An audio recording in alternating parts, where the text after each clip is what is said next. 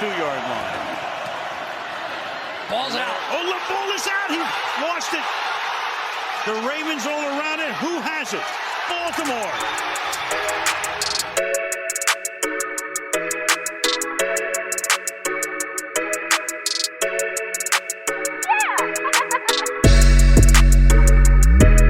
Oh, yeah.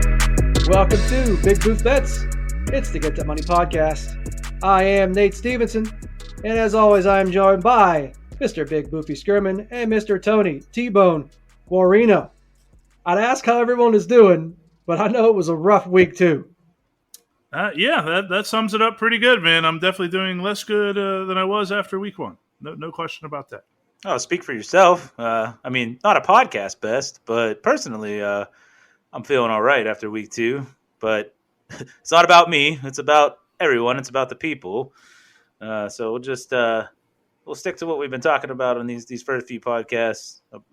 Always check your books out there. Check for promos. Check for intro offers.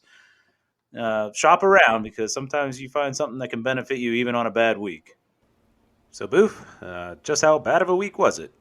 Well, as they say, what goes up must come down. And we experienced a little bit of that with last week's locks. We went 3-6-1. Winners were Broncos -6, Bucks -11.5, and the Patriots and Broncos on a money line parlay. We had the Bengals +3. That was a push. And then our 6 losers were the Chiefs -3, Browns -6.5 for the first half, Rams -3.5, Cardinals -2.5 for the first half, Packers -6.5 for the first half, and the Chargers -3. Now, I got to be honest. I don't feel bad about any of our losers. I know that's a bad week, but if I go through here, Chiefs -3, they've owned the Ravens. To me, they owned them again. They were up over 10 in the fourth quarter, and they just gift-wrapped 2 turnovers for them. And even in spite of all that, they're within field goal range, and they just don't get it done. Browns -6.5 in the first half. Can we show up against Houston, please? I don't feel bad about that one. Rams -3.5. I know the number kind of is crappy. You're taking the hook there, but they fumbled a snap on a punt that leads directly to a touchdown. If we can just eliminate that fluky play that shouldn't happen in the NFL, we're covering by 10. Cardinals -2.5 in the first half. Maybe this would be the only one that I actually should probably learn my lesson at some point, because we were 4-7 in Cardinal-related bets last year. And that number is now up to 4-8 with them being added in this week. Packers -6.5 in the first half. They covered the whole thing. It was like the 10.5 or 11.5, whatever it was for the full game. They covered that. Can we show up in the first half here? Jared Goff sat back there ordering a pizza with no pass rush, no problem. He could have done his nails if he felt like it. And all of a sudden in the second half, the Packers decided to play football. And then Chargers -3, the refs robbed me of 2 touchdowns. Chargers should have cruised on that one as well. They also missed the field goal. So, frustrating week. I'm looking for much less fluky crap to not screw me over this week. And I'm ready for week 3. I feel on all that, Boof. And I know the Chiefs screwed the parlays as well. So You just blew it! I was very, very upset to wake up from my second half nap and see that we had not gotten it done. So yeah, I totally agree. Let's have a better week, and let's regroup, huh? Yeah, let's do it. All right, well, here's to a week 3 that behaves like it should. So we'll start things off, as always, with our Thursday night football game, which is the Carolina Panthers at the Houston Texans. The Panthers laying 7.5, and your over-under at 43.5. My first instinct is to take the Panthers. So far, they've proven to be a pretty good team. We're 2-0. I still think the Texans stink. Tyrod Taylor is going to be out, so the Texans will be starting their backup quarterback. 7.5 is a bit high for me, so we've done this in the past. We're going to go the teaser route, and I'm going to tease the Panthers with the Cardinals in a 6-point teaser, getting both of those down to a spread of -1.5. I like the sound of that, Boof. I'll definitely ride that with you. And I also personally will be on the Panthers -7.5. You have rookie Zach Mills starting at quarterback for the Texans, and I think Tyrod was one of the people holding that ship together from its eventual sinking. And you're losing a big time leader, both on and off the field on game day like that. And I think that's a huge deal. And I'm buying the Panthers, man. I think that they are, after 2 weeks, they look like they are continuing to take steps forward. They got the job done against the Jets in week 1, and they really got the job done and covered against the Jameis Winston-led Saints in week 2, which I think was a very, very impressive win in how they went about it. So I do really like the Panthers minus 7.5, and I am down to lock that teaser if you are, baby. Oh, yeah, let's lock it in, baby. Get that money. Get that money. All right, that's the way to get right back on that wagon. Thursday. I'm glad we have games on Thursday, man. Don't make me wait a whole week. No better way. I wish we had games on Tuesday too. Well, you might get your wish sometime. You know, if there's money to be generated, it'll happen. COVID was great for that last year, at least. All right, well then, no Tuesday games. We took care of Thursday, and we'll head on into Sunday, where we'll start things off with the Arizona Cardinals at the Jacksonville Jaguars. Already talked a bit. The Cardinals laying 7.5, and the over/under at 51.5. Yeah, so obviously we, as we just stated, we are teasing the Cardinals down to minus 1.5, so we're taking that. And I am also not going to live in my fears, and I am going to lay the points, the 7.5 with the Cardinals. And a lot of that has to do with the fact that they're playing a crappy Jacksonville Jaguar team, and one that at the moment I would say is the worst in the NFL. And I'm going to keep riding the train against the Jaguars until they prove me otherwise. The Cards have the better everything, literally. So I have no problem laying the 7.5 as well. Yeah, Nate, you said it in your breakdown there. I know probably 2 or 3 minutes ago, I just told you we're 4-8 over going back to last year in Cardinal-related bets. And here we are starting off the episode with another Cardinal-related bet where we're taking them. But don't think of it as a bet on the Cards. Think of it as a bet against the Jaguars. Exactly. Who stink, as Nate said. And I will just re-emphasize that Urban Meyer is not a quality NFL head coach. So you already heard the teaser, and that has already been locked in. All right, continue to lock it in and continue to get that money. Get more money. All right, we'll go on into the Indianapolis Colts at the Tennessee Titans. The Titans laying 5.5, and you're over/under at 48.5. I think you really have to be impressed with what Tennessee did in the second half of the Seattle game. I think they remembered that we got Derrick Henry in the backfield, and we want to make sure that we feed the beast. This line is only 5.5. It'll be Colts are on the road. And again, I really have not been impressed with them. Carson Wentz has an injury to both of his ankles. He's questionable. If he plays, I mean, he's a guy that likes to run around a little bit. That can't be good for him. If he doesn't play, then this line might change. So I'm really not afraid if he does play. So I'm going to take the minus 5.5, and I'm going to get in on this before the line goes up. So I'm in Titans minus 5.5. I agree. I think that Wentz playing actually might be an aid to the Titans because he wasn't looking that fantastic with 2 healthy ankles, and now he might play banged up. That might actually be better for the Titans than the backup playing, and even if the backup does play, that's also good for the Titans.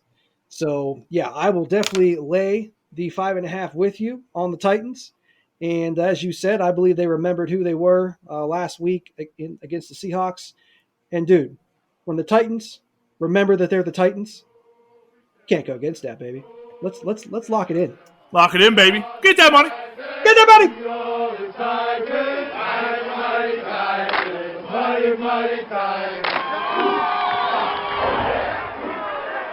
All right, well, up next we have the Baltimore Ravens at the Detroit Lions. The Ravens laying 7.5, and you're over/under at 49.5.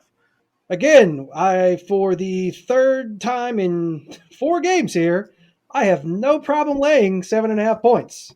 And normally I'm like scared of the hook, but these are literally the 3 worst teams in the league. And I'm going to continue to fade them because they suck and they're going against good to great teams that I have faith in. So I have no problem laying the 7.5 of the Ravens.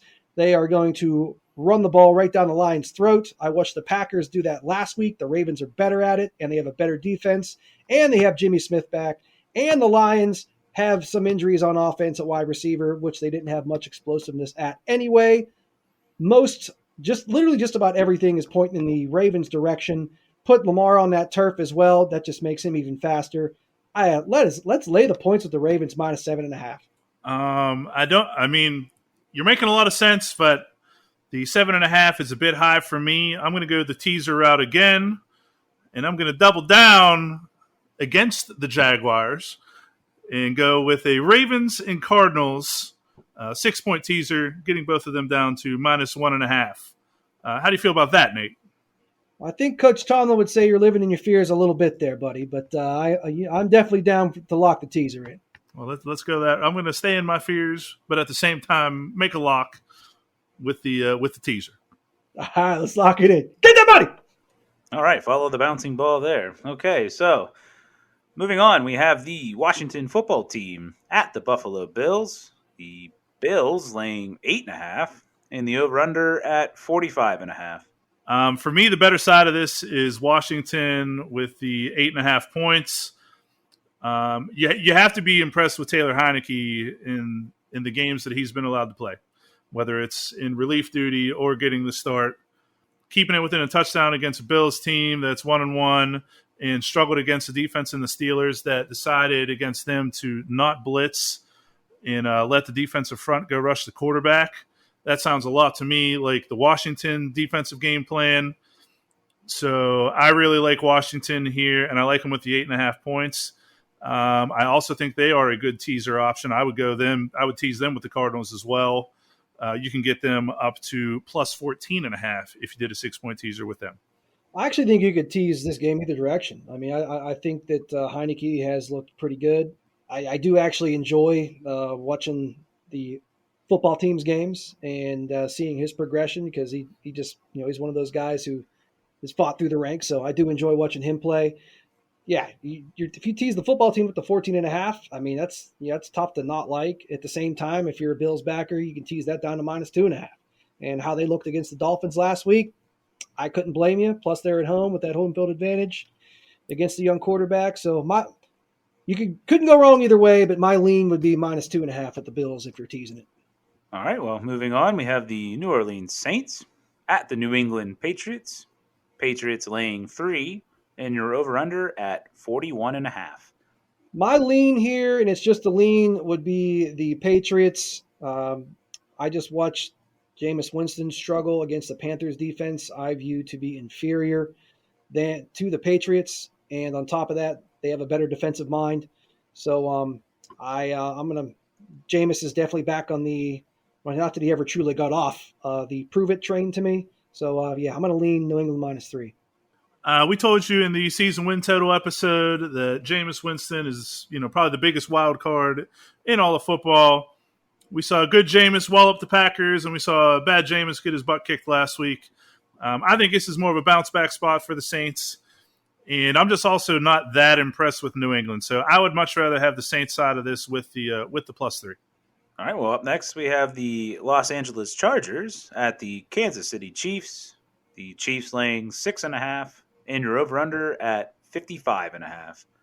I'll start with I really like the Chargers at plus 6.5. I would really like it if it got up to 7. So I think I'm going to wait and see if I can't get that. I'm going to be staring at lines all week, hoping I can find a plus 7 on one of my accounts. Little nugget for you, the Chiefs' last 12 games that they played, only one of them have they covered a line of minus 6.5. So they've either won by less than 6.5 points or lost all of their games except for one in the last 12 that they've played. That includes one of them against the Chargers. Now, outside of that set of 12, the other game against the Chargers that they played last year, they only won 23-20, which would also still be within that range. I also like the under on this game. You see these two teams, and you probably immediately think over, but this number is very high, and it kind of reminds me of the Chargers and Cowboys matchup from last week, where it was the same kind of thing. You got two high-powered offenses, and it's a high over-under. I think it was also at 55.5, and that one went under. So between that and the Chargers-Chiefs game, where the Chiefs were actually playing their starters, only hitting 43 points last year, I'm going to go under in this game, and I'm going to wait and see if I can't get a +7. If not, I'm probably still going to take the +6 or 6.5 wherever it lands later in the week. I agree with both of those things. Like you said, a key point you hit on when both these teams played earlier last year, when all the starters played the whole game.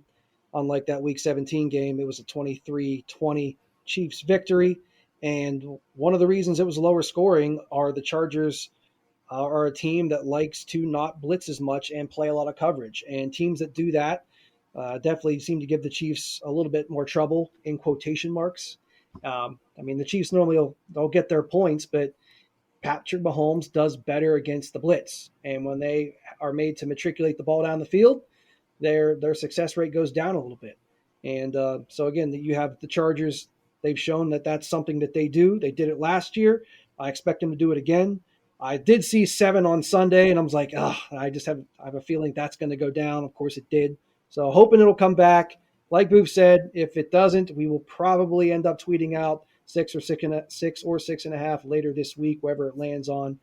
And beyond that, I agree with you on the under, Boof. I think it's a lot of points, and I'm definitely down to lock under 55.5 in right now if you are, buddy. Yeah, let's do it, baby. Lock it in. Get that money. Oh, yeah. Get that money. All right, let's take a look at the Chicago Bears at the Cleveland Browns. The Browns laying 7.5, and you're over/under at 46.5. Too many unsure things at the moment for this game. You're not sure exactly who's going to be playing quarterback for the Bears, which affects my bet against Andy Dalton, always as the starter of the Bears bet. And the Browns, they are going to be without Jarvis Landry due to injury. I'm not sure if Odell is going to be playing yet, and even if he does, how much you're going to get out of him. I would assume he'd at least be on some sort of a snap count. And again, first game back off an ACL, that takes a little while sometimes.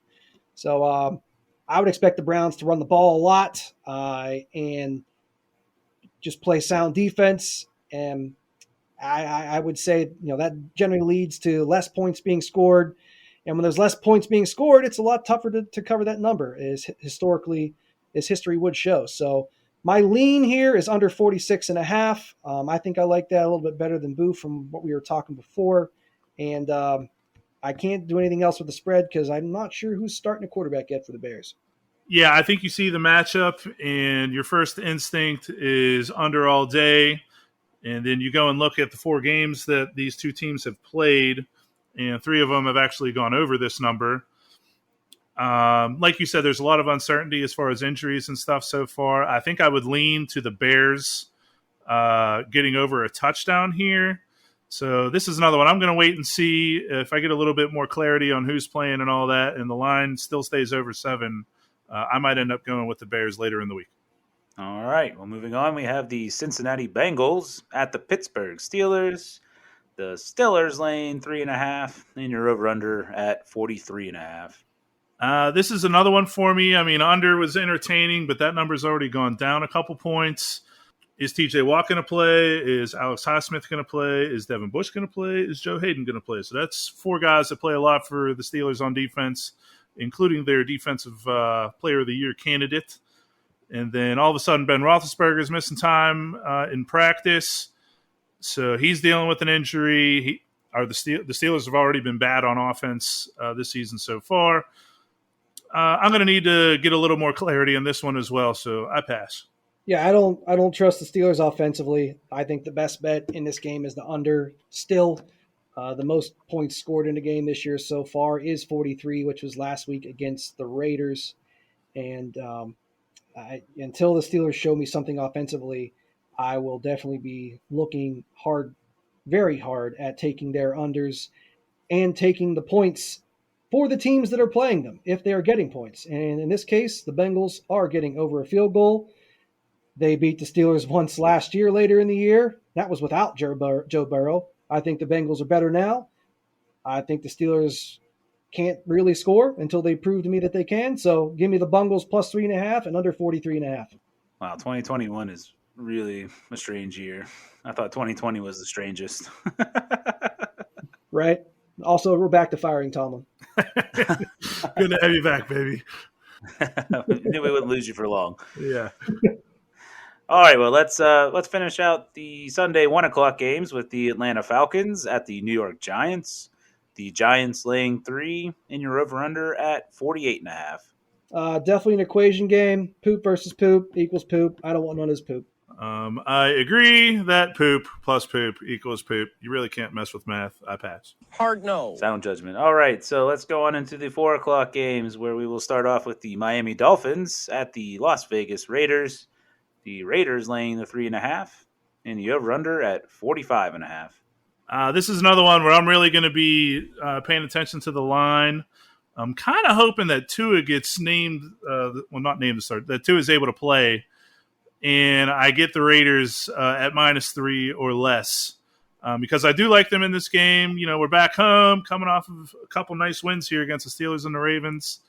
I am impressed with them, just point blank. So I'm going to wait and see if I can't get a better line, but that's where I'm looking to go with it. I agree, Boof. This is, you don't know if Tua's playing yet. The Raiders have definitely surprised with how they've looked so far this year. And, this is definitely it's kind of a wait and see for me as well. All right, well, moving on, we have the New York Jets at the Denver Broncos. Broncos laying 10.5 in your over-under at 41.5. Jets suck. First home game of the year for the Broncos, which historically is a good spot for them. I know it's a high spread, but I had to think about it for a second there. I was like, do I really want to do this? I really want to do this. I really want to lay the 10.5 with the Broncos, and I will continue to trust in the wonder, in the man Teddy covers Bridgewater. Yeah. I applaud the faith that you have in Teddy cover. 10.5 points is too much for me. I do think the Broncos are the side that you want, but it's just too many points for me. I pass. All right. Well, let's go on to the next game, which, if you believe the Sportsbooks line, starts at exactly 4:06 p.m., not 4:05, 4:06 p.m. We have the Tampa Bay Buccaneers at the Los Angeles Rams. The Bucs only laying 1.5 here, and the over-under at 55.5. I'm sure you guys know my history. When you get two premier teams playing each other, I normally am more interested in watching it than I am on betting it. I guess these are both like teaser eligible. Like if you pay attention to how the line's going to move, like right now the Rams are at +1.5. So if you tease them, you would get them over a touchdown. If for whatever reason that switched and the Bucs were getting +1.5, you could do the same thing with them. And for me, I think that's the best way to play it. I think you can count on a good game, a close game, and tease it up to where you're getting over a touchdown, and that would be the side that you want. I do agree. I think this is going to be a great game. I'm definitely going to enjoy watching it. I have a little bit of a different take on it. I think Tampa Bay is the side to go here. The Rams are definitely one of the elite in the NFC, but I don't quite think they are to Tampa Bay's level quite yet. And let's be real. I mean, their defense, even though it is still good, it is a little less good, I guess, if you want to say it that way, than they were last year, at least in the secondary. Yeah, they're weaker in the secondary. That's been noticeable. Exactly. Yeah, and that's where I was going with that, because the losses in the secondary, I think, are definitely going to show in this game. You can't put Jalen Ramsey on Evans, Godwin, and Brown all at the same time. And I really believe that Tommy B is going to find the open guy, and that's going to be one of the guys that isn't covered by Jalen Ramsey. So we're under a field goal here. I think the way to go is Tampa Bay -1.5. All right, so our final 4:00 game for Sunday is the Seattle Seahawks at the Minnesota Vikings. Seahawks also laying 1.5, and the over-under is also at 55.5. Yeah, these are kind of two teams with what they've done in the first couple weeks. I don't really feel comfortable. I mean, slight lean would be to Seattle -1.5, but I just really am not sure what I'm getting out of both of these teams yet. And so with that and the unsurety of Dalvin Cook's injury, I'm going to pass. Yeah, when I see it, I mean, my first instinct is Seattle, but the way they blew it last week, it's tough to have a whole lot of faith in them. And then Minnesota is 0-2, but at the same time, they could easily be 2-0. So I got two teams that right now are finding ways to lose. Tough to bet on something like that, so I pass. All right, that brings us to Sunday night, where we'll have the Green Bay Packers at the San Francisco 49ers. The 49ers laying 3.5 in the over-under at 49.5. So you see this and you think of the 49ers whooping the Packers in the NFC title game from a couple years ago, and it's like the 49ers own the Packers. But in fact, when they played last season, it was a 34-17 win for the Packers at San Francisco. Here we are again in San Francisco with them coming off of a 2-week East Coast road trip where they have struggled in their return home each of the last 3 times they have done so. And I don't know. So, like, my first instinct is I want to take the 49ers, but then all the research says I should take the Packers. I'm just going to pass. Boof, I totally feel you with what you see or what you think when you look at this game. And I still see and think that when I look at this game, because last year when they did play the 49ers, that was in week 9 when the 49ers were on their way to having half of their team injured. So I definitely believe that played a large role in that game. No doubt. And plus it was also on a Thursday night. So, those are – you got a short week with an injured team and with also a Packer team that, let's be real, had definitely revenge on the mind after the 2 beatdowns from the year before. So all those things, a ton of things. I actually remember watching that game now. A ton of things working against the 49ers that week. It is not the case this year. I think you're going to see a return to the 2019 form of the 49ers in this game. And, I have no problem laying the 3.5. I watched the Packers defense without one of their best pass rushers, and I believe another injury as well, give up gaping holes to a Lions team. And now you're telling me you're giving Kyle Shanahan room to run like that? And with the history behind it already, bro, give me the Niners all day. Lay the 3.5 and even sell some points up to 7 and enjoy your bank account grow. Woo! Wow. All right. Well, I'm half tempted to say that's it for this week because, our Monday night matchup is the Philadelphia Eagles at the Dallas Cowboys, with the Cowboys laying 3.5 and the over-under at 51.5. This is definitely a show it game. Definitely for both teams, but I would say more so for Philly for me. Because let's be real, Dallas was expected to be good. I mean, to an extent, at least the division favorite. Philly was not, and they were definitely a wild card coming into the season a little bit. Looked good week 1, had a decent showing against the Niners week 2, a Niners team that I still think is one of the best teams in the NFC, and we're getting Philly 3.5 points here. I think they match up very well with Dallas with their defensive line versus Dallas's O-line, and that Philly also has a very, very good O-line.